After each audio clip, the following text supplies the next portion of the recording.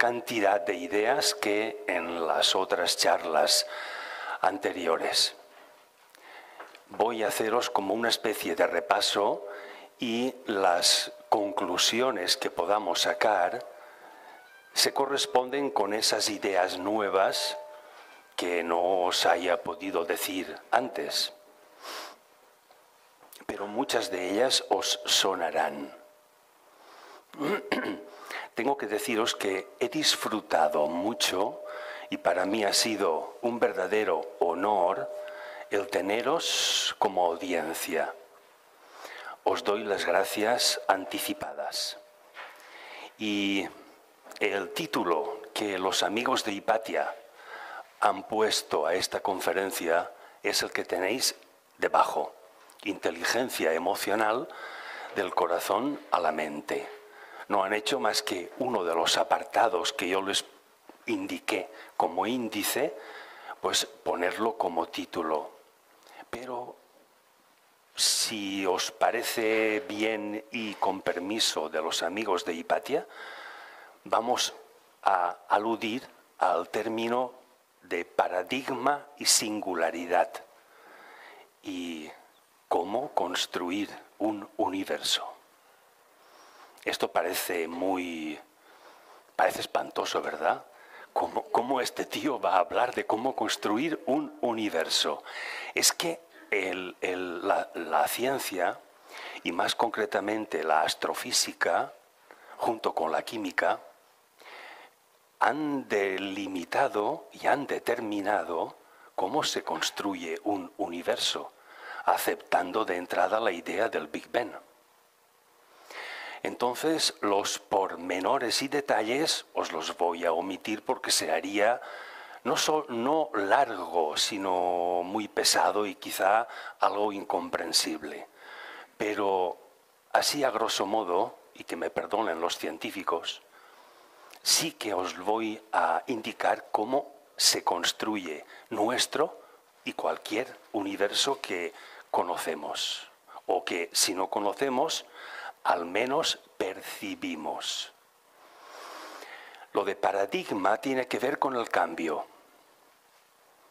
Y a lo largo de las charlas hemos estado viendo que el pensamiento llevado a la acción puede suponer en la mayoría de los casos un cambio. Porque si pensamos es porque estamos añadiendo algo nuevo a lo que ya conocemos. Y ese nuevo conocimiento puede llevarnos a una acción que, aunque muchos de sus movimientos sean repetitivos, sí que tiene algo de original. La originalidad del pensamiento y la originalidad de la acción es lo que propicia un cambio. Vimos que ese cambio activa un gen es uno de los genes que participa en la constitución de nuestro propio ADN humano, el ARGAP11B,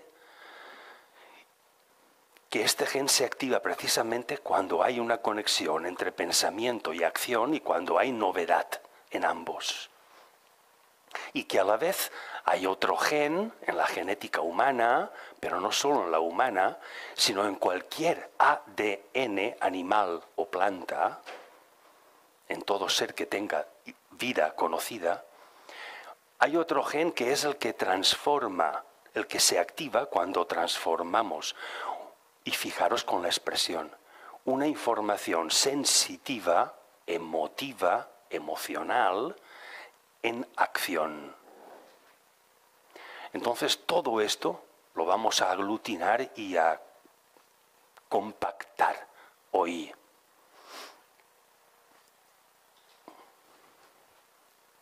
Primero que nada, cuando hablamos de la vida, necesariamente tenemos que hablar de una asociación. Vimos cómo a través de la explicación de la astrofísica respecto de las supernovas, por asociación entre los elementos de hidrógeno, luego helio, berilio, carbono, etc., todas estas asociaciones, de ellas nace lo que decimos vida. Si no hay asociación, no hay vida. No conocemos ninguna partícula, átomo, célula o molécula. No conocemos, por lo tanto podemos afirmar que nunca nada que tiene vida la puede desarrollar si no hay nada que englobe, cierre, circunde determinado espacio. Aquí tenemos un espacio inmaterial, el Centro Joan Climent, la organización Hipatia, que vuestra voluntad de venir, la mía también, y todo eso es un espacio delimitado y ocurre aquí, no en otro lugar, y ocurre ahora. Eso es como una membrana. No hay movimiento, no hay vida conocida sin una membrana. Os presenté el desarrollo de la vida a partir de dos tipos de bacterias, las procariotas y las eucariotas. Las procariotas se caracterizan porque el núcleo de sus células no está delimitado por ninguna membrana. Pero sí que hay una delimitación de membrana en lo que es el cuerpo de la célula o bacteria procariota. Sin embargo, en las eucariotas son más evolucionadas, tanto el núcleo de esa bacteria o célula como ella misma tienen ambas membranas. ¿Para qué? Para delimitar y separar la función de lo que hay dentro de la membrana de lo que hay fuera. Cuando hay una delimitación, hay una singularidad, hay una originalidad en algo, se crea una membrana que lo protege del exterior, sea visible o sea invisible esta membrana. A esa membrana, a esa asociación de elementos que originan la vida, voy a referirme a lo largo de esta charla. Aquí, en la imagen, tenéis el ejemplo de una célula eucariota, porque aquí tenéis el núcleo, en el que con color gris veis que hay un espacio delimitado, una membrana, que la separa del resto. Aquí hay otra. En la imagen simula que hemos hecho el corte transversal y hemos abierto la célula. Y entonces veis que hay una parte aquí que coincide con esta otra, que si se cierra, coinciden ambas, son simétricas, pero son de un color diferente y es como una esfera separada del resto. Bien, en esta célula eso es un órgano, cuya función es distinta de los órganos de otra parte de la célula. Aquí tenéis más órganos, el núcleo, más órganos, etc. Esto simula los cromosomas. Luego hablaremos de ellos. La primera idea es que todo lo que tiene vida tiene que estar delimitado en un espacio. Físicamente o biológicamente considerado, ese espacio le denominamos membrana. Pero la asociación humana también tiene un espacio delimitado y ocurre en un tiempo delimitado. Aunque no la veamos, también hay algo que protege del exterior cualquier actividad humana que se refiera a una asociación de individuos. Luego podemos afirmar que la vida surge por esta asociación. Y en charlas anteriores vimos los detalles de esa asociación para que se produzca la vida. De unos a otros, a través de la palabra y a través de las acciones, querramos o no, nos estamos comunicando. Mejor dicho, nos estamos influyendo.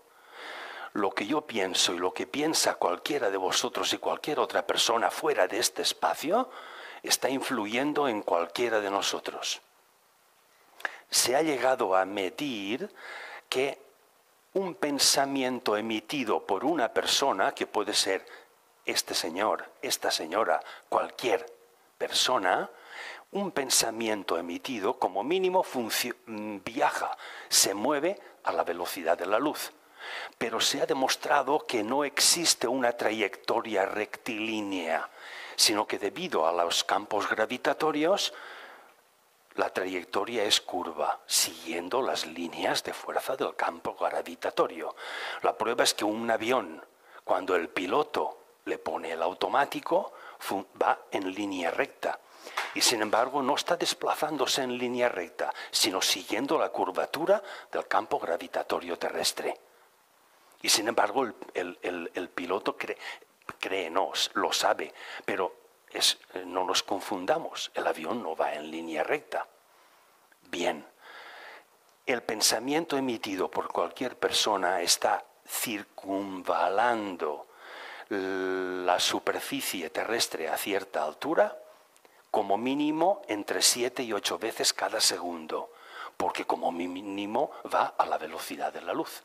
Y aunque no lo veamos, lo que estamos pensando en cualquier momento está incidiendo 7 u 8 veces en el pensamiento y en la intención de cualquier otra persona de este planeta.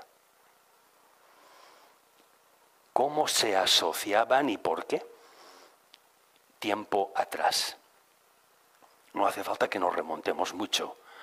Al siglo VI antes de nuestra era, Parménides y 2 siglos después, Platón, afirmaban en sus filosofías que hay un mundo ideal, incorpóreo, no tiene sustancia material, pero ese mundo incorpóreo es perfecto.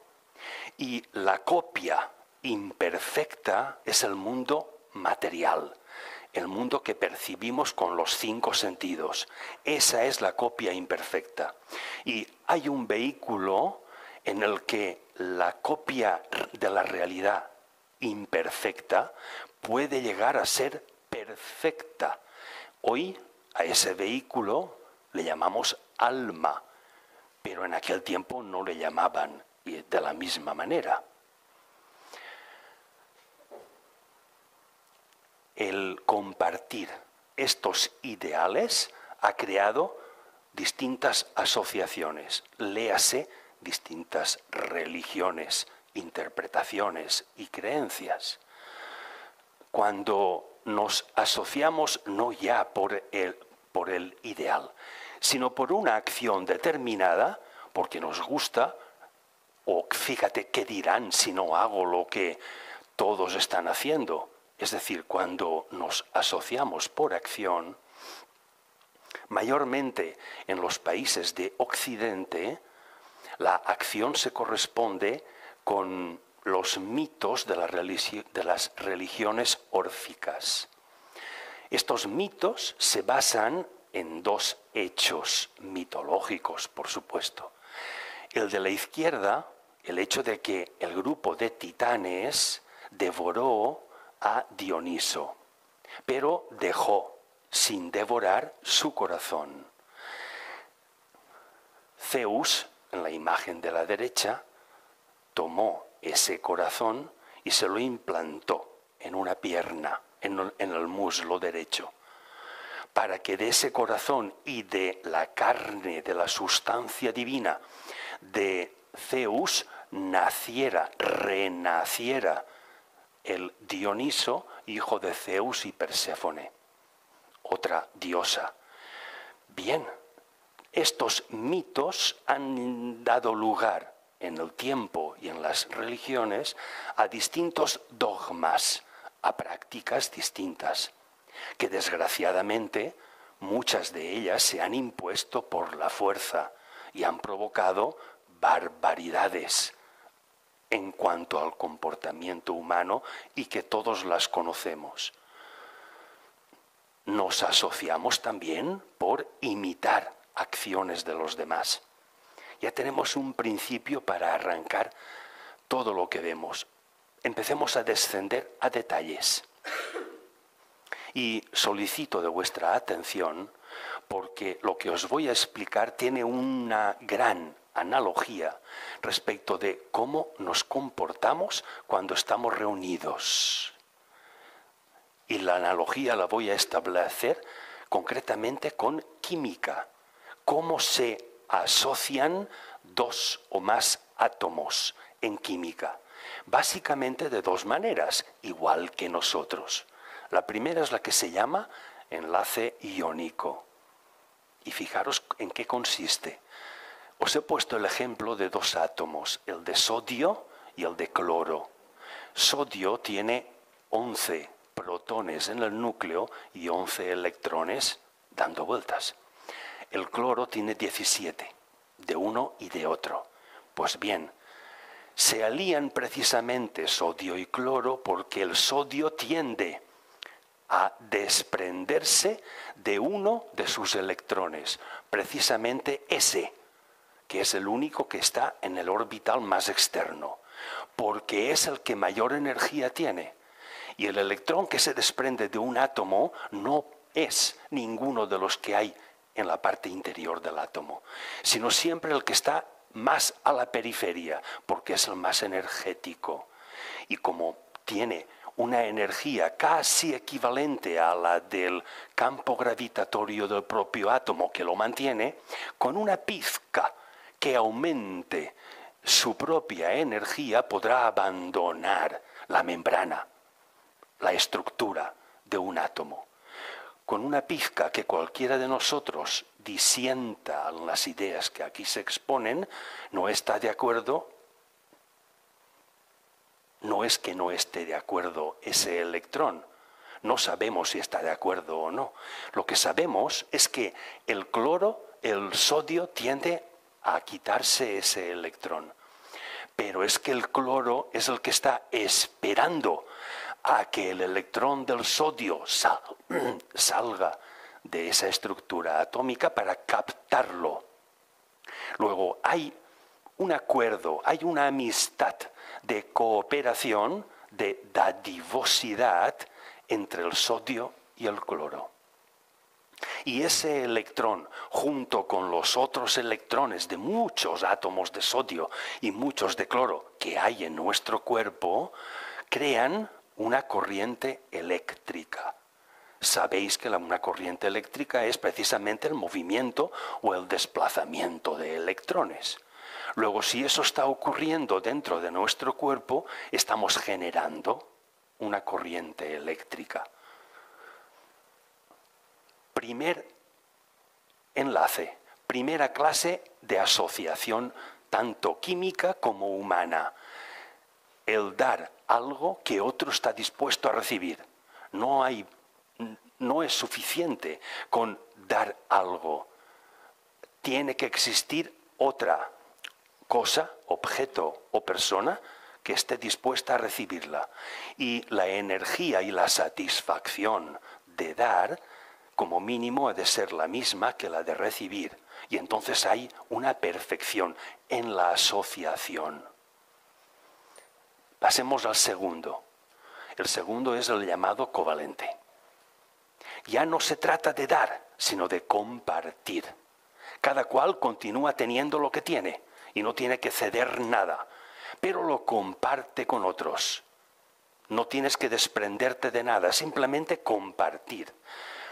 En este caso, un ejemplo clásico de compartir a nivel de química es entre el hidrógeno y el oxígeno para formar una molécula de agua. Dos átomos de hidrógeno, y ahora veremos qué debe de ocurrir en un átomo de hidrógeno para que se asocie, se asocian a uno de oxígeno. Y el de oxígeno dice, ¿estáis dispuestos a colaborar conmigo para que esta asociación produzca eso que llamamos molécula de agua? Sí. El átomo de oxígeno, que tiene 6 protones y 6 electrones, adopta los dos de hidrógeno, los dos electrones de hidrógeno, y pasa a tener 8. Y se convierte, no es, pero adquiere las características de un gas noble, que tiene 8 electrones en sus orbitales. Daros cuenta de un detalle. Los dos átomos de hidrógeno, al construir la molécula de agua, siempre se sitúan en el espacio en un ángulo de 45 grados. Siempre adoptan la misma geometría, igual que la geometría de 6 átomos de carbono que siempre tienen la forma hexagonal. La geometría se da también en la asociación. Esto ocurre en el micro. Vamos a ver qué ocurre, que ya lo hemos visto y os lo mencionaré de pasada, en lo macro. Vimos que el origen de la vida, esa asociación, se produce casi en la segunda mitad, en la fase final de una estrella, lo que llamamos supernova. Se caracteriza porque en el centro hay una concentración de helio compactándose y en la periferia hidrógeno combustionando. El helio está en el centro, pero el hidrógeno que lo circunda no solamente emite luz y calor, sino energía electromagnética por el movimiento de los electrones, debido a que el átomo de hidrógeno se descompone, protones y electrones se mueven por el espacio a una temperatura, no se ve aquí, pero de como mínimo 100 millones de grados Celsius. Ocurre con esta asociación lo que llamamos la nucleosíntesis. Y esa nucleosíntesis consiste en que aquel helio se va concentrando cada vez más, de manera de que el hidrógeno va combustionando cada vez más y aumenta cada vez más la temperatura, hasta que llega un momento en que el helio también se descompone por la elevada temperatura y presión compresiva. Ocurre que entonces lo que antes eran átomos se convierte en energía pura, lo que llamamos neutrinos. Pero la fuerza expansiva de esa supernova que está muriéndose hace que todos aquellos protones y electrones empiecen a asociarse. Es que me emociono. Y entonces, fijaros que hay, cuando se asocian carbono, sodio, flúor, son de un número de electrones y protones no demasiado grande. Pero cuando hablamos de iridio, platino, oro, uranio, es un número elevado de protones y de electrones. Es decir, por asociación de aquellos elementos desasociados, la repetición de una asociación, pero de otra manera, es lo que genera todos los elementos de la tabla periódica conocidos por la química. Pero es que luego estos elementos, y muchos más, vuelven a asociarse. Y esa asociación es lo que hace que determinados átomos que se han asociado por enlace iónico o por enlace covalente creen una membrana para hacer determinada función. Y de esa función específica nace un hígado actual, nace un páncreas, nace un pulmón, nace un corazón, nace cualquier órgano de cualquier ser que tenga vida, por asociación. Nuestra vida, vimos cuando redujimos hipotéticamente 4.000 millones de años a un día, vimos que cuando de ese hipotético día faltaban 1 minuto y 15 segundos para que finalice, aparecemos nosotros en la escena. Luego, la actividad del ser humano es muy reducida en el tiempo en cuanto a que es muy reciente. Hace muy poquito que estamos pisando la superficie del planeta. Somos muy novatos en esto. Todavía hemos de evolucionar mucho más. Si la complejidad que tenemos hoy en día es enorme, podemos pensar que mucho más será en el futuro, donde la imaginación se puede desbordar, pero saberlo no lo podemos saber. Todo esto está propiciado porque hay un cambio. Ese paradigma implica que lo que pensabas, si has pensado algo, es porque habrás incorporado, aunque sea muy poquito, algo nuevo a lo que pensabas. Si esa novedad de pensamiento no se traduce en una novedad en la acción, lo que estamos diciendo falla, empieza a fallar. Luego hay en esta combinación de ideas una relación directa entre el ADN, el ARN y la proteína. Ya vimos cuál es. La proteína cambia porque hay en nosotros un cambio. Ese cambio de proteína innecesariamente tiene que implicar un cambio en el ADN, ya que el ADN está compuesto por proteínas. Luego, si esas cambian, el ADN tiene que adaptarse.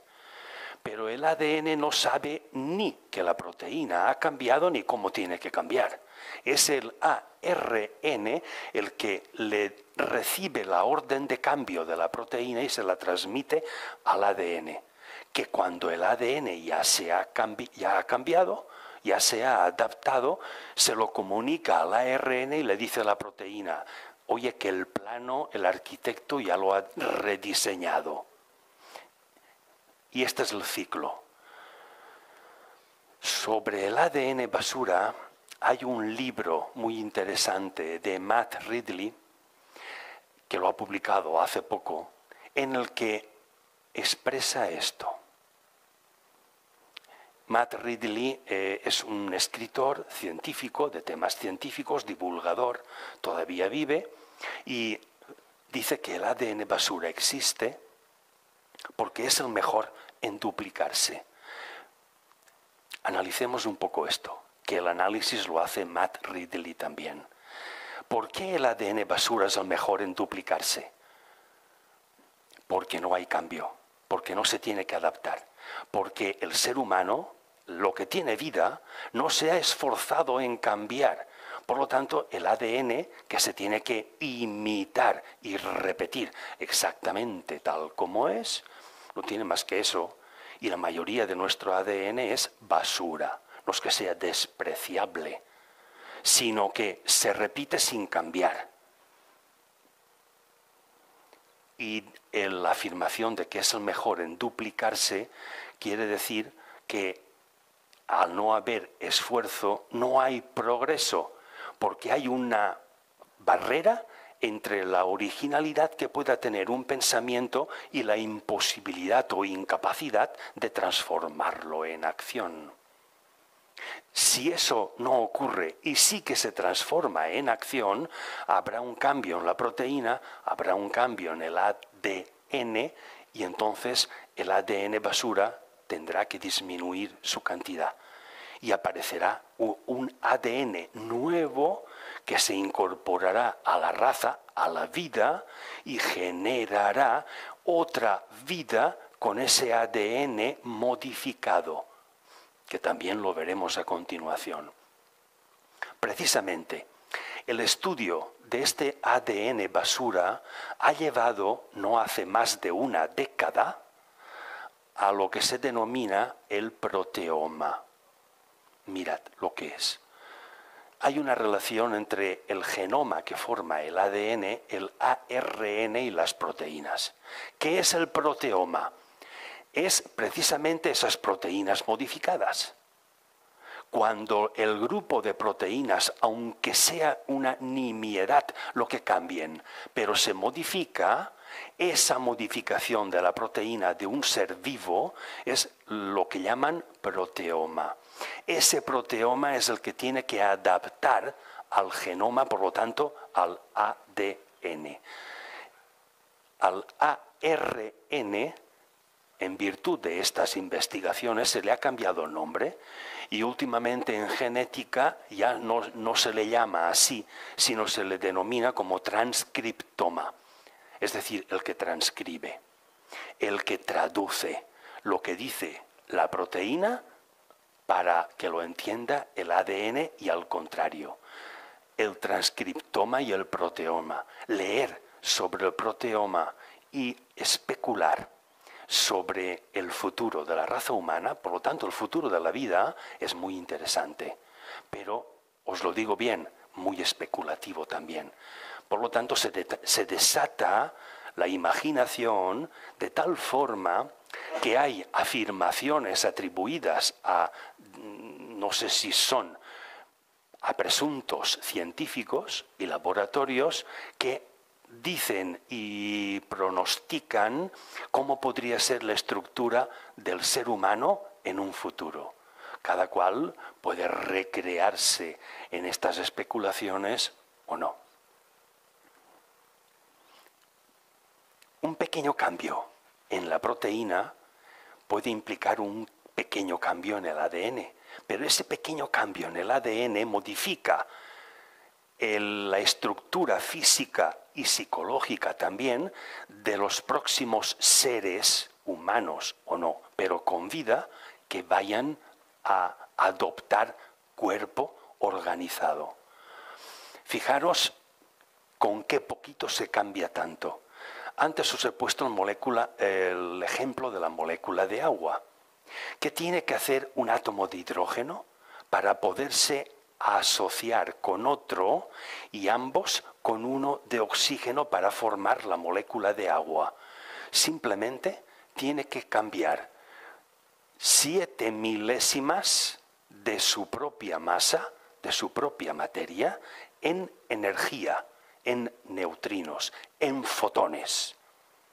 Cuando 7 milésimas de la masa del átomo de hidrógeno, que es el más pequeño de todo el espectro químico que conocemos, se convierten en fotones, ese átomo de hidrógeno junto con otro que ha hecho lo mismo, pueden asociarse con uno de oxígeno para formar la molécula de agua, con la salvedad de que la molécula de agua, una molécula, y fijaros bien, continúa siendo gaseosa.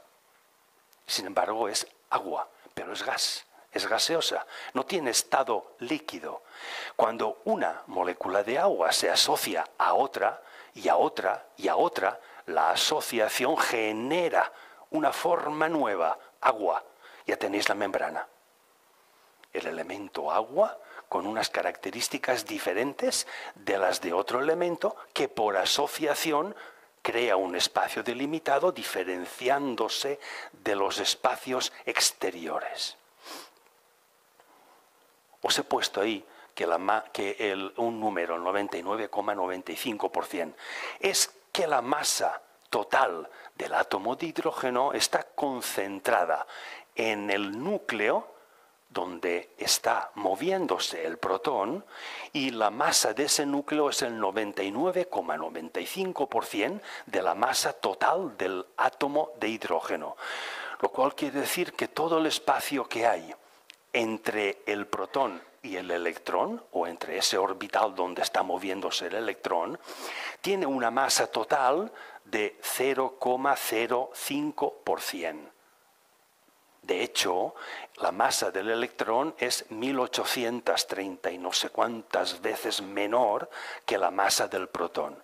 Pero en fin, dejemos los números y los detalles. Estamos en la asociación y en la importancia del cambio, y que el cambio es un paradigma psicológicamente interpretado para nosotros. Cambiar, y esta imagen ya la conocéis porque ya os apareció en una charla pasada. Cambiar implica la duda de un niño y la sorpresa del genio, del viejo sabio. Y en aquel momento que os lo conté, explicaba que el significado que puede aglutinar, asociar y resumir estas dos imágenes podría ser la de que el niño tenga la capacidad de sorprenderse del sabio y el sabio la capacidad de dudar que tiene el niño. Es decir, que el viejo genio no pierda la capacidad de ser niño y el niño tenga la capacidad del viejo genio. Esta es la asociación humana. Si no hay paradigma, en la charla pasada os presenté lo de la parálisis paradigmática, que esa definición es precisamente una enfermedad que la sociología atribuye a prácticamente la totalidad de las asociaciones humanas, pero con una condición: que estén estancadas en algo, es decir, que no innoven, que no haya cambio. Y esa falta de cambio repiten siempre bien el ideal o bien sus acciones o dogma, lo repiten incesantemente en el tiempo y siempre igual, es lo que en sociología se llama parálisis paradigmática. A unos pocos nos interesa que no haya tal y a otros parece que sean muchos más los interesados en que sí que exista la parálisis paradigmática. Es decir, si la sociedad no cambia, la puedo controlar. Si cambia, puede que se escape a mi control. En toda enfermedad, en toda asociación que tenga este tipo de enfermedad social, no individual, social, por asociación, se da el estereotipo social, bien dígase religión, costumbre, tradición, lo que sea, pero que esa asociación está repitiendo siempre lo mismo y esa es su membrana, su espacio por el que se mueve su propia vida. Se repite siempre igual, siempre el mismo ADN, el ADN basura, no hay cambio. Para que esto no ocurra, tenemos que tener lo que llamamos mente abierta. Imagino que si cada uno de nosotros definiera qué entendemos por tener abierta la mente, si somos aquí el número que sea de personas, probablemente, y casi con toda seguridad, diferiríamos en nuestras definiciones. Pero parece ser que la información que se vierte en torno a, ¿qué es eso de tener una mente abierta?, sea la de ni afirmar ni negar lo nuevo. Si lo afirmo, es que tengo capacidad de negarlo. Si lo niego, es que tengo capacidad de afirmarlo. Si me voy a un extremo, en otro tiempo puedo irme a otro. Ambos extremos me desequilibran. Si ni afirmo ni niego, participo de ambos extremos, pero no me influyen. Estoy en el camino de en medio y los veo. Y puedo diferenciar a uno y a otro con mayor seguridad que si estoy en un extremo y me cuesta mucho más admitir el otro. Cuando normalmente negamos lo novedoso o normalmente somos personas crédulas y nos lo creemos todo, nos cuesta mucho más admitir el cambio que otra persona nos está propiciando o explicando. Lo primero que hacemos es negarlo. Això no pot ser. Tota la vida s'ha fet aixina. La mente abierta, fijaros cómo Albert Einstein la definió. La mente que se abre ante una idea nueva jamás volverá a su tamaño original. Ahora veremos eso del tamaño de la mente, exactamente qué es, qué implica. Y os lo adelanto. Implica exactamente en el número de neuronas que están conectadas hoy y comparándola respecto de cómo estaban conectadas en otro tiempo anterior. ¿Han aumentado o no esa variación? Si es en aumento, es el tamaño que se estaba refiriendo Albert Einstein. Si se mantienen igual, es la parálisis paradigmática. Y si disminuye, no es que mueran las neuronas del cerebro, sino simplemente que no están activas, porque no hay un esfuerzo de cambio. voy a haceros una comparación que no es ningún insulto entre nosotros y un plátano. ¿Qué tiene que ver? Y nos metemos ya un poco con datos concretos de genética. Daros cuenta, la genética demuestra que aproximadamente el 50% de las reacciones químicas, hormonas, cambios en proteínas, que se producen en un plátano, se reproducen exactamente igual en un organismo humano. Luego hay una parte del ADN del plátano que está en nosotros, porque el plátano tiene vida. Si nosotros también tenemos vida, hay algo en común, vida. Y eso algo en común es precisamente el genoma, cromosomas, ADN, proteínas que provocan reacciones químicas. Respecto de los cromosomas, nosotros tenemos 46 cromosomas, pero determinadas plantas, como por ejemplo helechos, tienen más de 600. Luego no pensemos, porque estaríamos equivocados, que a más cromosomas, más evolución o mayor. No, no es así. Es que el ADN para reproducirse de ciertas plantas como los helechos necesita de muchos más cromosomas que el ADN humano para reproducir sus propias células. A principios del siglo XX, del siglo pasado, hasta casi mediados del siglo pasado, se creía que en lugar de 46 eran 48 cromosomas. Pero un científico, contándolos en el momento en que los cromosomas se dividen, ese es el momento de recuento. Contándolos le salían 48. Repetía el cómputo, otra vez le salían 46. Repetía el cálculo, otra vez 46. Pues estoy contando 46, no 48. Lo comunicó a otros laboratorios, lo comprobaron y dijo, voy a publicar mi descubrimiento. Cambiamos de idea. No son 48, sino 46 cromosomas. Pero como este científico tenía un jefe de laboratorio, el jefe le dijo, soy yo el que tiene que figurar como descubridor, no tú. Tú eres mi empleado. Soy yo quien tiene que figurar y tener el nombre. Hubo una discusión, en fin, que al final el trabajo salió publicado y salió como que eran los dos colaboradores. Se solucionó así. Un detalle aparte. Ese bicho que tenéis ahí, el pez pulmonado, es un animalito que suele tener aproximadamente entre 30 y 40 centímetros de largo y que es capaz de reptar por el fango fuera del agua para alimentarse. Pues bien, ese pez pulmonado tiene 40 veces más ADN que nosotros. Luego, no por muchos más cromosomas ni por más ADN se está más evolucionado. La asociación no depende del número de sus miembros, sino de la calidad de esos miembros y de la capacidad de cambio que tienen esos miembros.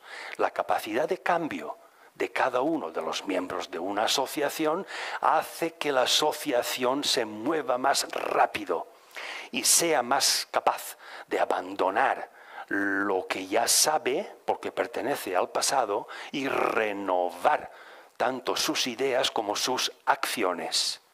Desgraciadamente no hay muchas asociaciones de este tipo. Vamos ahora ya a lo que ocurre con todos estos cambios en nuestro propio cerebro. El detalle. Aquí en amarillo tenéis la imagen de la parte frontal de cualquiera de nuestros cerebros. Bien, se demuestra que esa parte frontal se tiene que activar por datos sensitivos nuevos, es decir, emociones nuevas, sensaciones nuevas, y si no son nuevas, que sean de mayor intensidad que las otras, para que nos impacten. Y entonces ocurre que esa sensación se registra en el giro cingulado, esta especie de lombriz, pero así curva, que está en la parte interior, interna de nuestro cerebro. Lo común es que la emoción que reside tanto en la amígdala, que es esto de aquí, como en el giro cingulado, es el registro y el recuerdo de todas las emociones que a lo largo de la vida tenemos, tanto satisfactorias como penosas. Lo común es que el impulso eléctrico de las neuronas de este giro cingulado y compañía, lo que se llama cerebro límbico, emitan un impulso eléctrico hacia las neuronas de las capas corticales externas, que hay 6 en el cerebro, y entonces lo que origina el impulso eléctrico cerebral es precisamente la emoción. Pero esa emoción, como parte del giro cingulado, no activa completamente el hemisferio frontal. Y al no activarlo en su totalidad, le cede un mayor impulso o bien al hemisferio derecho o al hemisferio izquierdo. Pero vayamos ahora a lo que no es común, a lo que deberíamos invertir.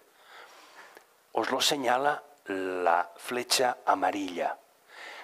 Deberían de ser las neuronas situadas en las capas corticales externas, las que generen un impulso eléctrico en primer lugar.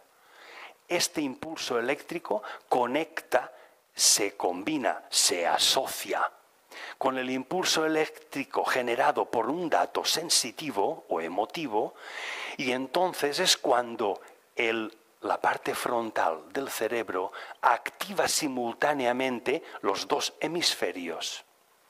De manera de que es un conjunto que llamamos cerebro que está funcionando al unísono, pero sin partes desconectadas. Luego, si lo común es que funcionemos de lo emotivo a lo mental para justificar las emociones, la inversión debería de ser al contrario, pensar primero, librados de la emoción, para generar un pensamiento no solamente lo más puro posible, digamos lo más potente posible. Y ese es el impulso eléctrico que generaremos en las capas corticales cerebrales, que iniciarán su contacto para conectar con ese dato sensitivo nuevo, que lo único que nos hará es desear hacer real aquel pensamiento. Para eso es lo que psicológicamente se determina la sensación o la emoción, para experimentar deseo y satisfacción, anhelo de poner en práctica aquello que estamos pensando y que es novedoso. Os hago aquí un cuadro comparativo de lo que es común en nuestras actividades humanas. Lo común es que nuestro cerebro esté emitiendo entre 1 y 3 hercios de frecuencia cuando dormimos. Pero no solamente cuando estamos durmiendo, sino también cuando estamos repitiendo los mismos actos. Es decir, cuando formamos parte de esas asociaciones que la sociología determina como parálisis paradigmática. Cuando tenemos una actividad mental, resolviendo un problema, una ecuación, estudiando, memorizando, estamos desarrollando una capacidad de frecuencia entre 4 y 7 hercios. Pero sin embargo, cuando estamos experimentando alegría o paz, aumentamos la frecuencia vibratoria entre 8 y 13. Pero cuando tenemos miedo, tristeza, dolor, cuando la sensación emotiva es la más potente de todas, entonces es cuando nuestro cerebro está emitiendo mayor frecuencia, 1430. ¿Dónde está la inversión en que tendría que pasar esto al hábito de 1 o 3 hercios, disminuirlo, porque desde la mente lo estamos controlando, y esta actividad mental tendría que tener esa frecuencia como mínimo. Por lo tanto, volvemos a lo mismo, la inversión que sociológicamente y la psicología aboga es que la actividad mental, la actividad del pensamiento, sea la que predomine y así desarrolle mayor potencia. Voy a mostraros ahora un ejemplo de la transformación espectacular que se produce a través de la palabra, la que estoy pronunciando y me estáis escuchando, o a la que en cualquier relación en la que estemos dialogando se produce. La palabra es una onda sonora que penetra por el pabellón auricular externo, la oreja, penetra por el tímpano, cóclea, etcétera, etcétera, y se transmite esa flecha roja por el nervio auditivo vía cerebro. La transformación espectacular es esta. Esa palabra, como onda de presión, como onda sonora, impacta en primer lugar en el tímpano. Y la función del tímpano es transformar ese impacto sonoro de la palabra en un impulso mecánico. Se mueve vibrando. Y ese impulso mecánico lo transmite al siguiente órgano, que es la cóclea. Este órgano, la cóclea, lo que hace es transformar, otro cambio, ese impulso mecánico en una onda de frecuencia, tantos hercios. Esa onda de frecuencia pasa al oído interno, esa especie de calamar con cola, como si fuera un caracol, pasa al oído interno y fijaros, transforma lo que es una onda de frecuencia en un impulso eléctrico. Aquí intervienen por primera vez las hormonas y concretamente, no únicamente, pero un intercambio iónico entre dos átomos, el de sodio y el de potasio. Sodio y potasio se ceden electrones uno a otro y ese intercambio es el movimiento de electrones, crea un impulso eléctrico, genera una electricidad. Uno de ellos está en el interior y otro en el exterior de las células que componen el oído interno y hay un movimiento de electrones de manera de que cambian la carga eléctrica que ambos tenían. Y ese cambio es el que produce ese impulso eléctrico, que depende de la intensidad, genera a su vez esa secreción hormonal que la experimentamos como emoción. Depende de qué hormona se secrete por ciertas glándulas en nuestro cuerpo, experimentaremos una sensación u otra, agradable o desagradable. Y el cambio hormonal implica un cambio en la proteína. Luego, si hay un control de esa emoción, es que implícitamente estamos controlando no solo la secreción hormonal, sino las proteínas de nuestro cuerpo. Y hay un cambio en el ADN. ¿Lo veis? Luego fijaros que la palabra, cualquier sonido, penetra por la oreja, se transforma en un impulso mecánico, este en una onda de frecuencia, esta en un impulso eléctrico y esta se combina con otro químico. Y ese eléctrico y químico, como impulso electroquímico, es lo que figura a través del nervio auditivo vía cerebro. Y el cerebro depende de los iones y de las hormonas que han generado esos iones, por lo tanto depende de la frecuencia de ese impulso eléctrico y de los átomos ionizados como impulso químico que le lleguen, ordenará a cierta parte o partes de nuestro cuerpo que actúen de determinada manera y que experimentemos ciertas sensaciones.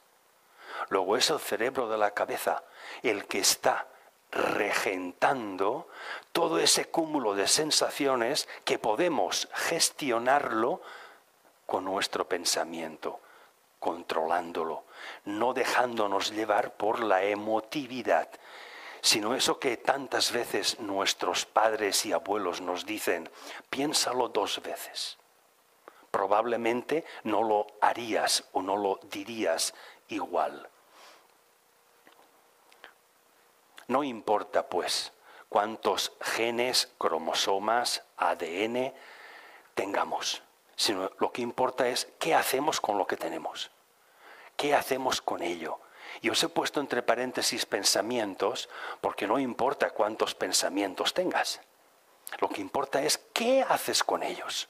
¿Eres capaz de realizar todo lo que piensas? Eso es muy difícil, sí. Pero la humanidad evoluciona y las asociaciones evolucionan gracias a que alguien rompe esa dificultad, se esfuerza y establece un cambio. Ese cambio implica en la proteína y en el ADN, y eso modifica y evoluciona y hace progresar a la vida, no solo a la raza humana, sino a la vida. Voy a relacionaros ahora con un poco de filosofía, todo esto con 2 verbos, ser y estar. Y como ya hemos hablado en otra charla anterior, del consciente, inconsciente y subconsciente, os lo voy a relacionar con los verbos ser y estar, espacio y tiempo. El inconsciente se afirma, y podríamos deliberar sobre ello, que tiene que ver con el estar pero sin ser. No hay paradigma, no hay cambio en el ADN, hay una parálisis paradigmática. Tú estás, pero no eres tú. Eres lo que te dice la organización, la asociación, la tradición, la cultura, la costumbre, la religión. Tú no eres, eres lo que te dicen que seas. Tú estás, pero no eres. Eso es inconsciente. Pasamos al consciente. Ser y estar, espacio y tiempo. Dominio desde la mente hacia la emoción. Cambio en el ARN, en el ADN. ¿Y qué sería el subconsciente? La experiencia. ¿La experiencia de qué? De haber sido y de haber estado. Pero cuando ya has sido y estado a la vez, es porque ya has realizado aquello que pensabas. Como ya has sido y estado, abandona aquella realización y genera otro nuevo estado de ser y de estar. Porque al realizarlo incorporas un cambio en ti. Tú ya no eres la misma persona que antes. Habrás cambiado apenas un poquito, como ese átomo de hidrógeno que tiene que cambiar 7 milésimas de su masa para poder llevar a cabo un cambio. Pues ese pequeño cambio en ti puede llevarte a un gran cambio, no solo en ti, sino en la humanidad. Y es porque abandonas y te das cuenta de la experiencia de que ya has sido y estado y te transportas como eres un nuevo ser a otro estar, a otro lugar. Esta es la evolución que propicia el progreso de cualquier vida. Este progreso se está definiendo hoy día, entre otros modos, como el lenguaje del corazón. Quede bien claro que no pretendo criticar ni desprestigiar a todas aquellas creencias y filosofías y afirmaciones en torno al lenguaje del corazón. No voy a expresaros mi opinión, porque no tengo derecho y no quiero hacerlo, influir a nadie. Solamente os voy a participar una información que podéis encontrar, como la he encontrado, a poco que busquéis. Y una pequeña parte de esa información quizá os alumbre un poquito a la hora de tener que decidir la veracidad de lo que estáis escuchando o no. El lenguaje del corazón, término como tal, nace ya en el siglo IV antes de nuestra era con Platón y Aristóteles. Platón, el de la izquierda, decía que el alma, el principio de la vida, el hálito divino, está en el cerebro. Aristóteles, su discípulo, le decía, no, señor, está en el corazón. El alma está en el corazón. Lo que sabemos respecto de estas dos teorías, y voy a los datos concretos, es que quienes afirman la veracidad y la supremacía del lenguaje del corazón dicen que en el corazón hay un cerebro que contiene unas 40.000 neuronas. La proporción, si eso fuera verdad, entre las neuronas del presunto cerebro del corazón y el cerebro de la cabeza vendría a ser de 2,5 millones de neuronas del cerebro respecto de una del corazón. Si hemos sido capaces, con la tecnología que tenemos, de detectar qué grupo y cuántas hay neuronas que están activas en un cerebro en cualquier momento, esa enorme desproporción entre uno y otro cerebro, seguro que la tecnología hubiera permitido detectarlas, pero hasta hoy no ha sido así. Esas 40.000 neuronas que dicen que tiene el cerebro, el presunto cerebro del corazón, si lo comparamos con el cerebro de la mosca de la fruta, que es una de las más pequeñas moscas que conocemos, el cerebro de la mosca de la fruta tiene 150.000 neuronas. El cerebro presunto del corazón, solo 40.000. Pero es que además se afirma que el campo magnético del cerebro del corazón es 5.000 veces superior al campo magnético del cerebro de la cabeza. Si eso también fuera verdad, la información que os traslado para que cada cual decida e interprete. Si eso fuera verdad, una neurona cardíaca, una neurona del cerebro del corazón, emitiría un impulso eléctrico de una frecuencia 12.500 millones de veces superior al impulso eléctrico de una neurona del cerebro de la cabeza. Si hemos sido capaces de contar y de ver las neuronas del cerebro de una mosca de la fruta, no hubiéramos detectado ese enorme potencial del cerebro del corazón. Con otro dato termino esto.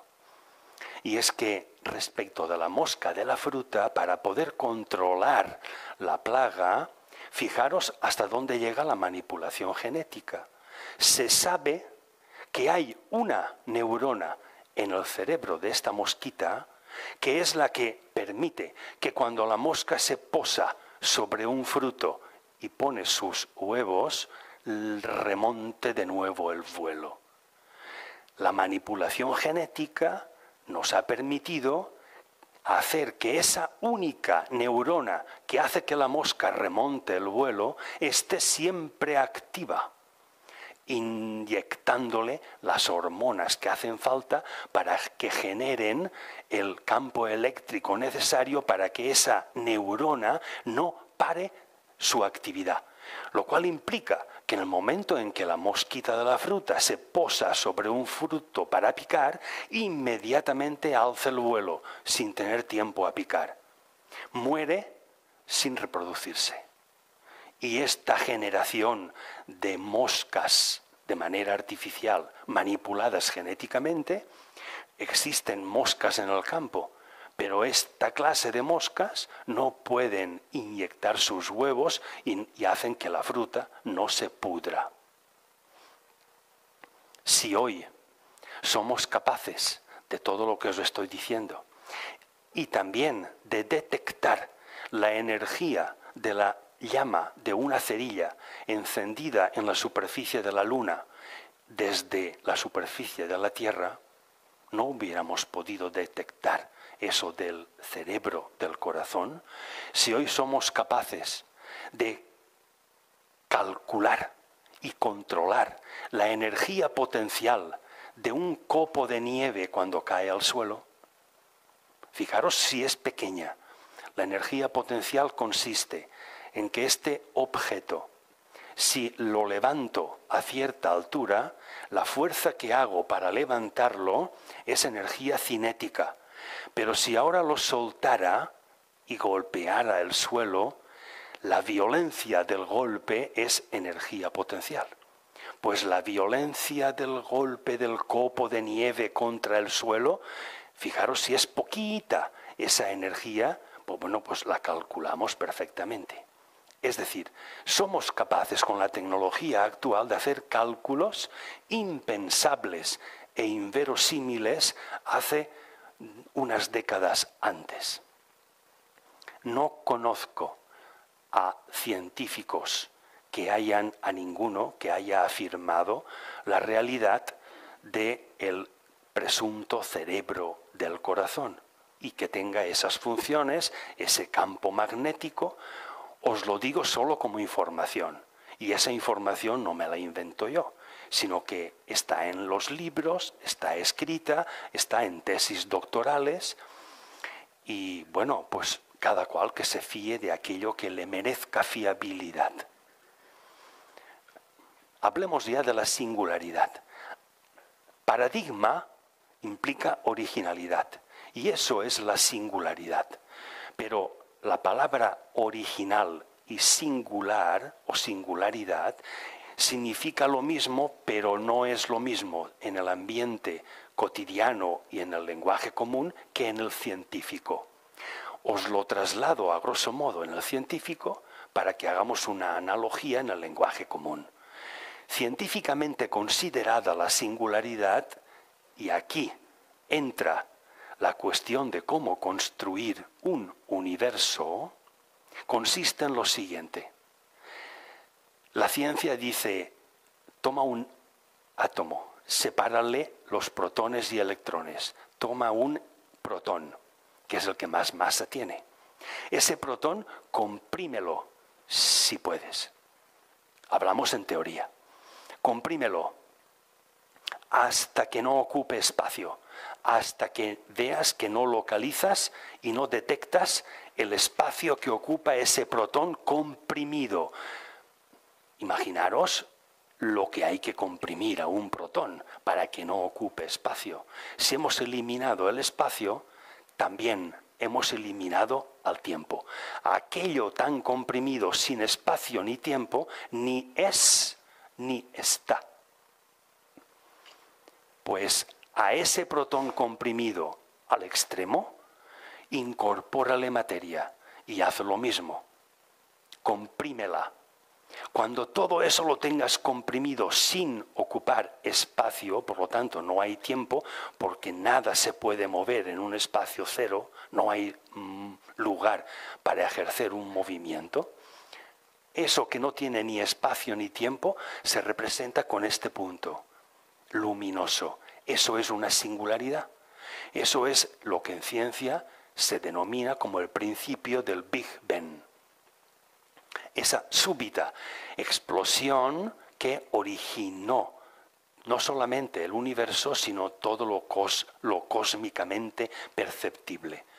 Pues bien, esa singularidad trasladada a la analogía común, a la psicología humana, podríamos decir, respecto de un enunciado, que es lo que os he iniciado aquí, que dice, si algo no te gusta, quítale el único poder que tiene, tu atención.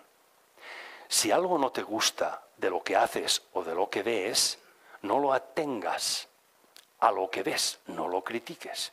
Si le quitas tu atención, ¿qué ocurre? Que aquello se va desinflando. Si otra persona también le quita su atención, se desinfla más rápidamente y aún más. Llega un momento en que está tan desinflado que ya apenas ocupa espacio, se reduce en espacio y tiempo, por lo tanto su poder de influencia. Hay más dificultad que se transmita a otras personas. Pero alguien tiene que empezar.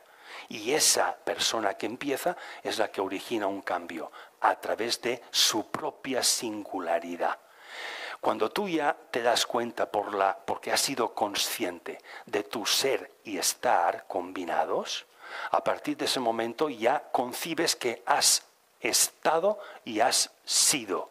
Si dejas eso como que pertenece al pasado y concibes y ves que eres un ser nuevo, renovado, te buscarás otro espacio para el que estar, es decir, otro pensamiento y otra acción. Y esto genera cambio, movimiento. Aquellas personas que no tienen movimiento o lo tienen en menor grado, tienden a asociarse con personas semejantes. Y aquellas que no hacen eso, también. Lo que ocurre es que es difícil el relacionarse y que ambas sean admitidas. Por lo tanto, la dificultad de asociación, de enlace tanto iónico como covalente, entre personas que propician cambio y otras que no, esa dificultad es enorme. ¿Por qué? Por la parálisis paradigmática.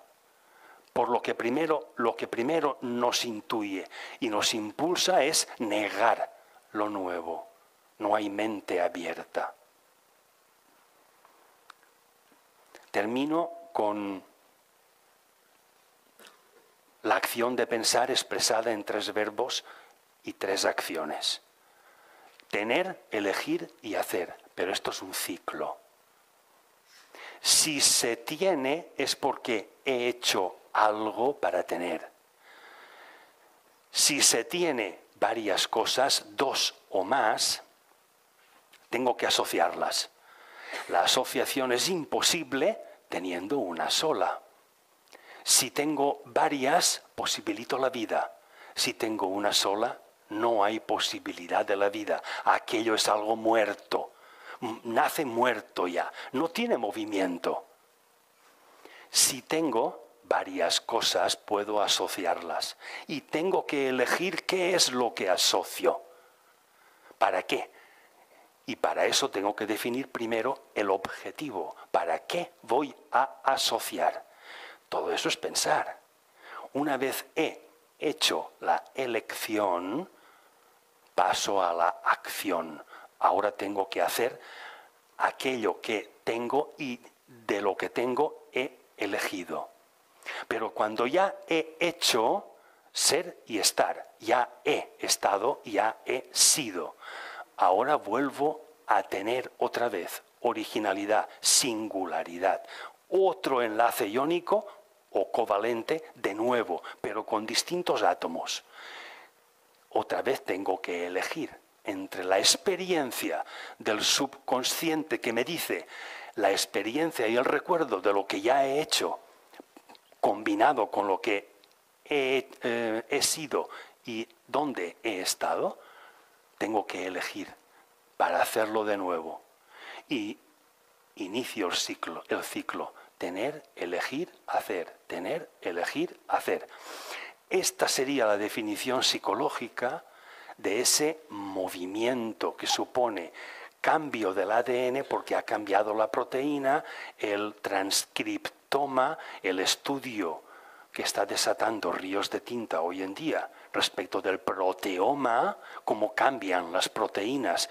Cuando los seres humanos progresamos, no vivimos en la parálisis paradigmática. En definitiva, eso es lo que he pretendido en este curso. Por lo tanto, preparados porque va examen. No os vais a librar. Os voy a examinar. El examen es una pregunta que os lanzo y cada cual se la responda. No os voy a poner nota. Tenéis ya de antemano la máxima nota. La pregunta es, ¿habéis comprendido algo? ¿Os he podido transmitir? ¿Os he podido transmitir algo?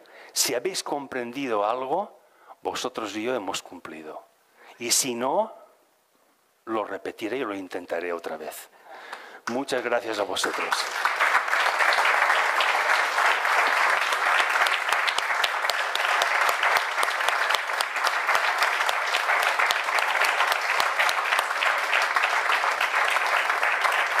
Muchas gracias. Aquí os pongo. Me he dejado en el tintero eso. ¿Me permitís continuar? Quizá muchos de vosotros hayáis consultado una obra de la Teosofía de Elena Petrovna Blavatsky, La doctrina secreta, con 6 tomos. El primero de ellos, en su página 140, alude a Pierre Christian, que pronuncia, os lo he resumido porque el texto es bastante más largo, pronuncia estas palabras. Respecto de lo que os he explicado del sonido, de la palabra, de la emoción que suscita cuando alguien nos está comunicando algo, y no solo con el sonido de su voz, sino con sus expresiones. Si mueve mucho las manos, como yo, o no, la emotividad y el interés que pone para explicar cosas. Cuando evocamos un pensamiento, este queda registrado o grabado en el fluido astral. Y al pronunciarlo, mediante palabras, toma forma en la materia. El que tome forma en la materia significa que genera impulsos electroquímicos, es decir, sensaciones en nosotros. Eso es el principio de que tome forma. Y eso nos lleva a aceptar o a rechazar lo que estamos escuchando. Pronunciar una palabra es evocar un pensamiento y hacerlo presente. Ese pensamiento puede pertenecer al pasado, pero lo hacemos presente, es decir, lo circunscribimos membrana a un individuo, el que está escuchando la palabra de otro. De la palabra, y fijaros lo grave de esta afirmación, resulta tanto la salud como la enfermedad, tanto para nosotros mismos como para nuestro entorno. Ya que el cambio en la proteína y en el ADN no se queda y no firmamos un contrato para que ese cambio en la próxima reencarnación que yo venga, si es que vengo como tal, el contrato, oye, que yo me esforcé y mira, este es mi ADN cambiado, quiero lo mismo, no me des el de otro. Eso no existe. Cualquier esfuerzo, cualquier cambio, no nos pertenece como individuo, sino como raza. Ni siquiera como raza, sino como expresión de vida. Eso es mucho más incluyente que no raza humana. Expresión de vida. Luego, ¿os parece bonita esa afirmación y significativa? ¿Y a qué niveles hemos podido descender de concreción de la realidad de todo esto? ¿A cómo piensa el cerebro? ¿Cómo actúa? Una serie de afirmaciones majestuosas y sorprendentes.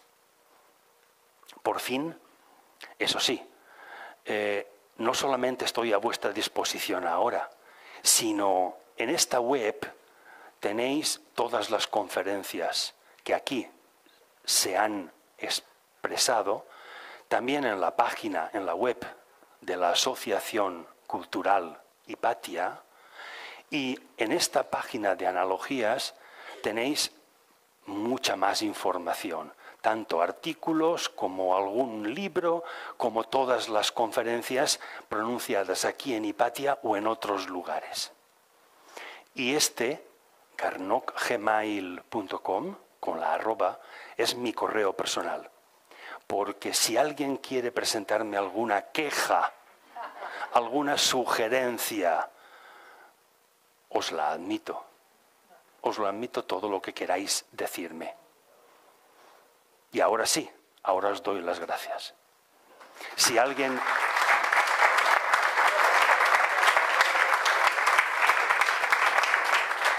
Muchas gracias.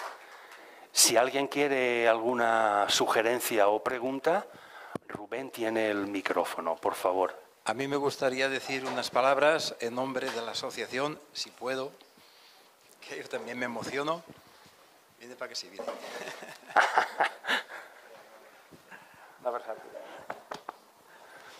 Este ciclo de conferencias se debe a que desde la primera conferencia que nos dio Eloy, apenas en la creación de la asociación, tuvimos siempre el deseo de estudiar sus conferencias para aprender, entender y comprender todo lo que nos dice. Pero era un trabajo enorme que nos propusimos los socios realizarlo y no conseguimos llevarlo a término. Entonces, Eloy, viendo que nosotros con aquella idea que quisimos materializar no llegamos a materializarla, él se ha dado todo el curro de toda esta sección de nuevas conferencias, la última tanda, habrá más tandas, esperemos. Y nada, es que sepáis el esfuerzo que ha hecho para que los socios y público simpatizante que entendamos lo que por tradición se viene diciendo desde hace miles de años. Y desde la óptica de la ciencia, Eloy lo estudia, lo digiere y nos lo da mascadito, para que así lo podamos entender mejor. Quiero que sepáis el gran esfuerzo que ha hecho. Gracias, Eloy.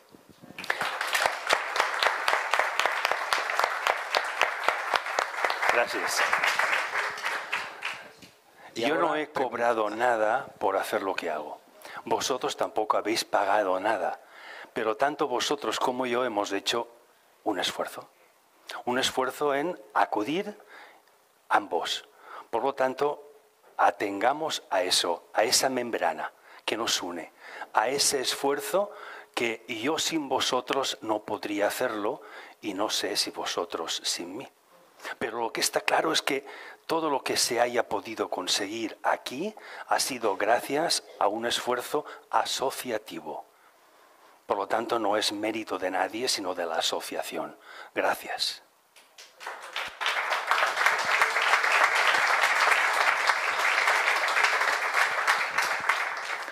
Y se crea una nueva membrana de la asociación, pero otra membrana que te incluye a ti también. Un huevo de dos rovells, que decimos. Preguntas.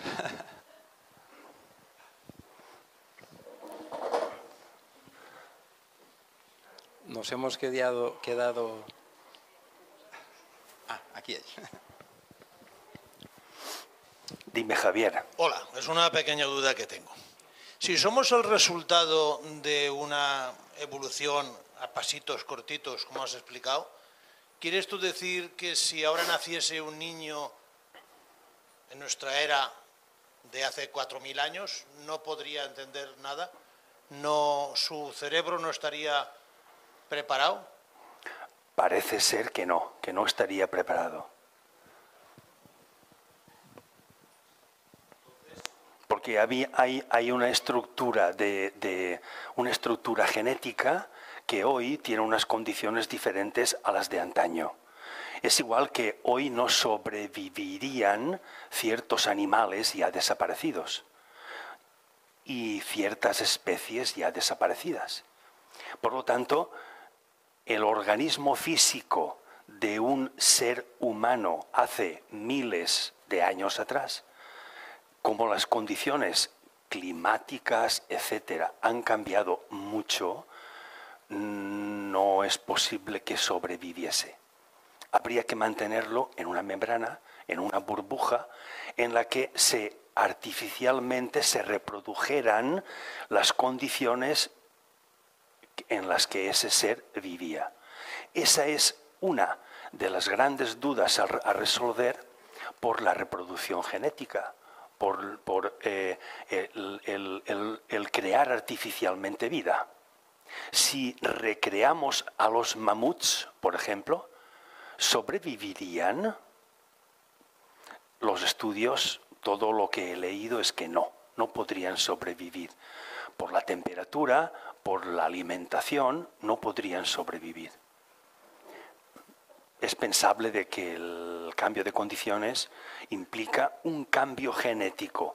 Por lo tanto, la reproducción de unos genes antiguos no tendría lugar hoy. Igual que un cambio de unos genes progenitores en el futuro. No son factibles hoy.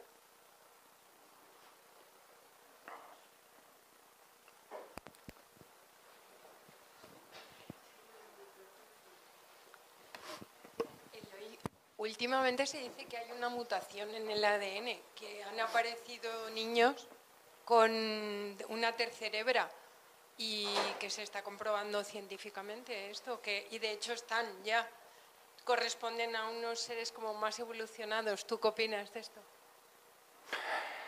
No me atrevo a hacer esa afirmación de que se corresponden con una evolución superior a la actual, pero sí es ineludible que hay un cambio.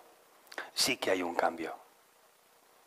Pero claro, afirmar que ese cambio supone un progreso, hoy por hoy no tengo esa información. Y si tengo que opinar sobre eso, no lo creo. No creo que sea un cambio específicamente a progreso. La adaptación no supone necesariamente un progreso. Supone un cambio, pero no necesariamente un progreso. Para que haya un progreso, no es suficiente el cambio a nivel de un individuo. Tiene que ser una asociación la que cambie. Eso es lo que propicia el progreso de esa gran asociación que llamamos vida, dentro de la que estamos inmersos. Ese cambio en esos niños no solamente se produce en ellos, se producen también en el reino animal, en el reino vegetal, etc. Por lo tanto, fijaros que en química estamos creando en laboratorio materiales nuevos, combinando otros ya existentes en la naturaleza. La pregunta, ¿cada vez podremos generar nuevos materiales, metales o no, que tengan unas características que nos cambien nuestras sociedades, como ya empieza a ocurrir? Lo cual quiere decir que no solamente cambia la genética humana, es que está cambiando la propia naturaleza, nos estamos adaptando. Y esa adaptación no solamente a la familia humana, es a todo aquello que se manifiesta por un método asociativo, y es lo que llamamos vida.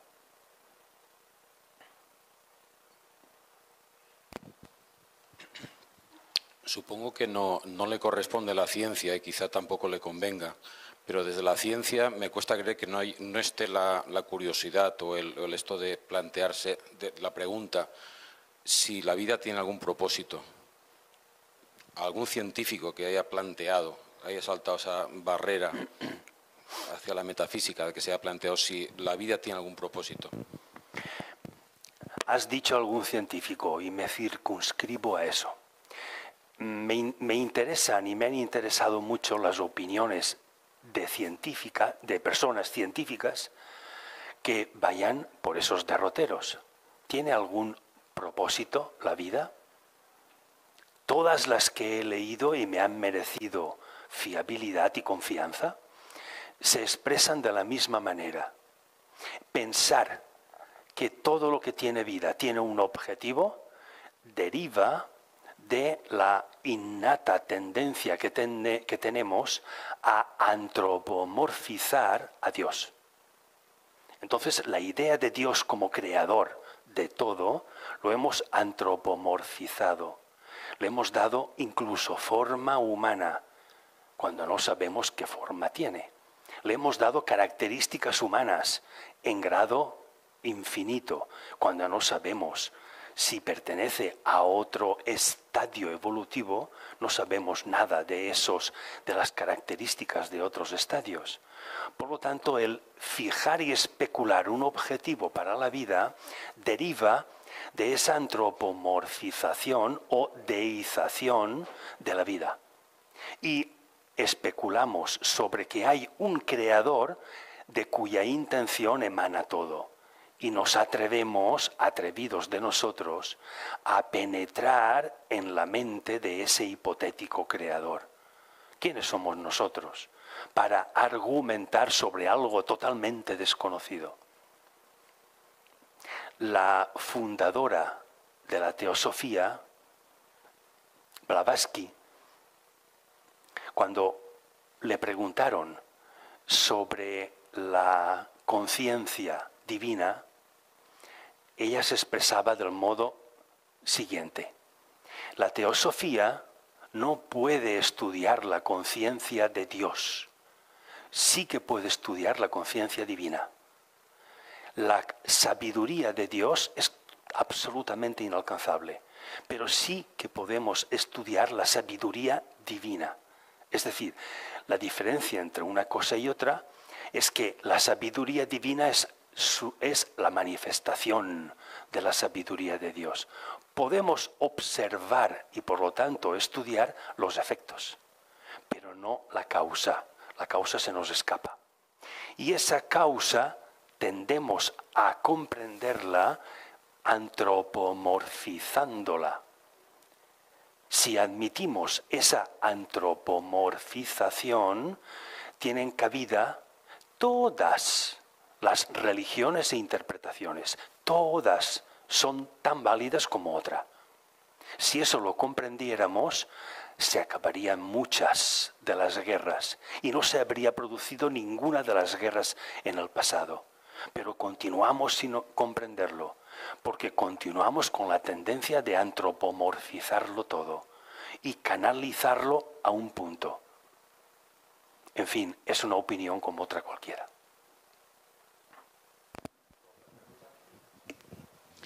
Vamos a ver, Eloy, por favor. ¿Se podría decir que las tradiciones, tanto culturales, religiosas o sociales, podríamos decir que serían como un ADN basura? Claro, podríamos decirlo. La propia definición del ADN basura incluye a las tradiciones, a las costumbres, es repetir siempre lo mismo. Todas las Semanas Santas practicamos la pasión de Jesús. Todas las Navidades el nacimiento de Jesús. Hasta tal fecha quemamos la falla. Siempre igual, siempre igual, siempre igual. Eso, mantener esas tradiciones y costumbres y tal, aunque sea agradable y nos guste participar y tal, todo ese perseverar en el tiempo, todo esto forma parte de la parálisis paradigmática. Y aquellas asociaciones, le hace sociedades, que han ido desprendiéndose de sus costumbres y modificándolas, precisamente son las más avanzadas del planeta. ¿Esto puede dar una explicación? Pues a lo mejor no, pero es un dato a tener en cuenta.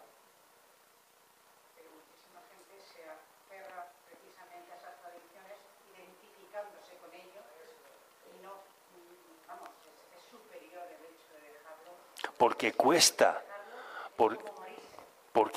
morirse porque la persona que lo hace se encuentra sola y tiene que convivir con su propia soledad, ya que al no hacer lo mismo que lo que hacen los demás, se separa de los demás, ya no te miran igual, te miran como un bicho raro.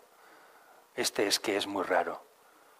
Y entonces, ¿quién está dispuesto, qué persona está dispuesta a soportar esa soledad? No solamente soledad, sino el rechazo mayoritario de esa asociación humana en la que vive inmerso. Eso es muy triste, muy duro.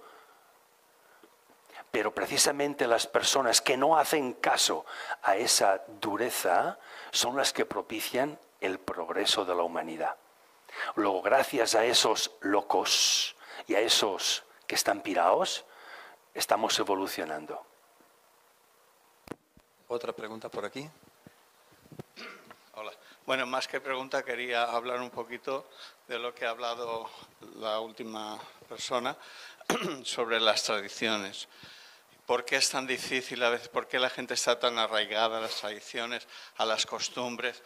Yo creo que en cierto sentido es un arraigo porque es que te da seguridad. Ya sabes lo que tienes que hacer, ya sabes cómo actuar, ya sabes la respuesta, todo va a salir bien. Y entonces no tienes el miedo a que si sales a hacer algo nuevo, algo nuevo pues es experimentar. Y entonces a lo mejor hay ese miedo a querer experimentar porque no sabes si va a ir bien o va a ir mal. Pero a la tradición es como la seguridad, pero es algo que queda ahí. Entonces, claro, cada año hacer lo mismo, pero no avanzas tampoco. Están bien las tradiciones, pues son parte de la cultura. Pero la verdad es como estar parado en la misma cosa cada año. Creo que hay que aspirar también a hacer otras cosas y a salir de eso, no dejarlo. Podemos participar en las tradiciones, pero ser aventureros y quitarnos el miedo a experimentar, que es lo que da más energía, más vida, más, bueno, lo que ha estado explicando. Yo quería agradecerle mucho por todas estas charlas, porque para mí personalmente me han ayudado mucho y me han visto ver ciertas cosas de una manera más clara, más sencilla y muy lógica. Gracias. Muchas gracias a ti. Un científico como tú se refiriera al alma. No, a ver, que no te conozco, pero me ha sorprendido que un científico como tú hiciera una referencia al alma. No me cuadra. Porque he investigado sobre el alma. Y el resultado de la investigación es un libro. Metafísica del alma se llama. Y lo podéis encontrar en esa web. Y os lo podéis bajar gratuitamente de internet. Está a vuestra disposición. Ese y otros libros. Entonces me ha preocupado lo del alma porque no me he sentido cómodo ni conforme con lo que me han dicho que es el alma. Y he querido investigar, leer e informarme para formarme un criterio más adecuado y que me dé seguridad ante lo que expreso a los demás. Y ese compendio de investigaciones lo he compactado en ese libro, Metafísica del alma. Os lo podéis bajar de internet y bueno, está a vuestra disposición. Y admito cualquier palo que queráis darme. Hay una frase de Einstein que resume un poquito lo que estamos hablando ahora en este momento y dice: triste tiempo el nuestro. Cuesta menos destruir un átomo que un prejuicio. O sea, cuando tenemos una vida hecha, tenemos una fama, tenemos una manera que vivimos de ella y los demás nos ven así, darnos cuenta de que no era así, de que eso era una mentira que nos habíamos montado o una ilusión, es muy difícil llegar a la conclusión de que tengo que destruir esa ilusión o esa mentira, porque entonces me quedo sin nada, ya no soy nadie. ¿Y quién renuncia a ser lo que tantos años hemos estado acumulando y haciendo para ser esa cosa? Es muy difícil quedarse solo y vacío, y eso poquitas personas somos capaces de dar ese paso. Tenemos que ir dando pequeñitos pasos para que al final pues se dé alguno sin nosotros darlo solamente. Y después otra cosa, cuando has hablado lo de la onda sonora, todo lo que produce, lo del oído, quería decir que igual que esa onda repercute en nosotros las palabras de los demás y nos hacen modificar nuestro comportamiento de alegría, de ira, de odio, también nuestras palabras modifican el comportamiento de los demás. tener muchísimo cuidado en lo que pronunciamos, porque cada cosa que pronunciamos queda en el éter. Una piedra se lanza y ya no se puede parar, ya cae y hace un daño. Querramos o no queramos, la palabra es lo mismo. Es una piedra que lanzamos con mucha fuerza. Ya está, ya no la podemos parar. Tenemos que tener cuidado de no tirar otra piedra o otra palabra. Solamente eso. Cuando alguien copia palabras y establece un método que han establecido otras personas anteriormente, lo que está haciendo es esa parálisis paradigmática y está pronunciando palabras que desconoce. Lo primero que tendríamos que hacer para propiciar un cambio y para crear conciencia en cada uno de nosotros y llegar a ser y estar simultáneamente, deberíamos saber el significado de todas y cada una de las palabras que pronunciamos, de nuestro vocabulario. Muchas veces, y lo vemos por doquier, personas que utilizan, por ejemplo, el término cuántico o cuántica aplicado a cualquier actividad para darle un matiz científico como realzando su importancia y su categoría, cuando eso no tiene en absoluto nada que ver en el aspecto científico definido por la física cuántica. Pero parece que la ignorancia común realce esa actitud o esa afirmación que no importa que no se sepa lo que se está diciendo. Importa la manera, la palabra en la que se utiliza para decirse. Y tenemos aquí que propiciamos y nos dejamos llevar mayoritariamente por la emoción, por el giro cingulado, que no por la mente. Y nuestra mente está funcionando entre 4 y 7 hercios, como mucho, entre esa holgura. Sin embargo, nuestra sensibilidad es la que mayor hercios está requiriendo de la actividad cerebral. Por lo tanto, ¿qué quiere decir eso? Que la emotividad de lo que nos están diciendo es lo que nos va a repercutir para la acción.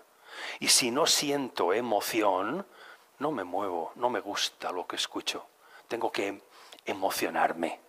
Esas novelas de terror o de intriga, esa emoción de experimentar una escena de terror y tú observarla mentalmente, pero tú no estás sufriéndola, eso te produce cierta satisfacción, cierta emotividad que hace que el novelista venda libros. Pero no es más que eso, no es más que emoción. ¿Por qué la lectura de los libros emocionalmente sensibles es mucho más generalizada que la lectura de aquellos libros de descripciones y de afirmaciones científicas? Porque no hay emoción en la ciencia. Es muy difícil trasladar el interés emotivo a un aspecto científico que es tremendamente penoso y aburrido cuando no se comprende. Pero es tremendamente atrayente, es lo más atractivo que conozco cuando se conoce. Cuando era pequeño y estudiaba en el instituto, uno de los profesores de matemáticas que tuve nos decía a sus alumnos: tenéis que encontrar dónde está la belleza de una ecuación de segundo grado. Yo decía, pero ¿cómo demonios? Yo puedo escribir un número haciéndolo más bello, coloreándolo, rellenándolo, pero ¿dónde demonios está la belleza de una ecuación, de un sistema de ecuaciones, de una diofántica, de una integral? ¿Dónde está la belleza en el cálculo? Si a mí me cuesta un animalá. Eso no puede ser bello. Pero a lo largo del tiempo que he podido ir desarrollando la capacidad no de comprender, sino de interpretar aspectos científicos, interpretarlos, mascarlos, digerirlos, comprenderlos, he podido ver la belleza que hay en una ecuación. Y os puedo asegurar que la parte intuitiva y sensitiva de ese aspecto bello de lo que comúnmente no es considerado como bello es muchísimo superior a cualquier aspecto sensitivo de la emoción humana. No es comparable. He leído en filosofías orientales la emoción mental, la emoción de la mente. Puedo comprender algo de eso, de la emoción de la mente, pero por lo que os estoy explicando, porque ves belleza en lo abstracto, no en lo concreto que me suscita la sensación de belleza. No, sino que sin esa sensación mentalmente intuyo que puede ser o es bello. Y después de experimentarlo mentalmente, ese aspecto intuitivo lo traduzco en iones, hormonas, en sensación, pero después, luego, no antes. ¿Más preguntas?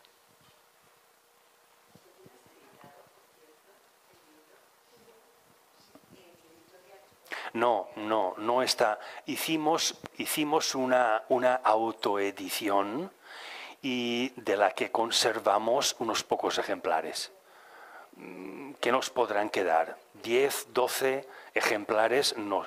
Hicimos una autoedición que la pagamos de nuestro bolsillo porque un conjunto de amigos que conocían estas investigaciones pues me lo pidieron y dijeron, esto podrías editarlo en un libro, pero en fin, fue algo particular. De esa edición conservamos, pues eso, una decena o poco más de ejemplares. No lo hemos vuelto a editar y no tiene el ISB registrado como edición. Sí que lo tiene registrado con nombre y autor y en propiedad intelectual en esa página, en el registro de la propiedad intelectual de Valencia. Todo lo que hay ahí está registrado como propiedad intelectual, incluido ese libro. Pero en el inicio de la página y al principio del libro ya especificamos que cualquier persona puede reproducir cualquier texto del libro o puede utilizarlo, descargárselo gratuitamente de Internet, está a disposición de aquel que quiera y puede utilizarlo como le plazca. Por aquí había una pregunta. Simplemente quería decirte que después de todo lo que nos has aportado en estas charlas y todo lo que se ha dicho, a mí me llega una frase que para mí dice mucho, que es, y yo te la digo a ti, de la grandeza de tu corazón habla tu boca. Y que muchas gracias. Ha sido un honor. Muchas gracias a vosotros.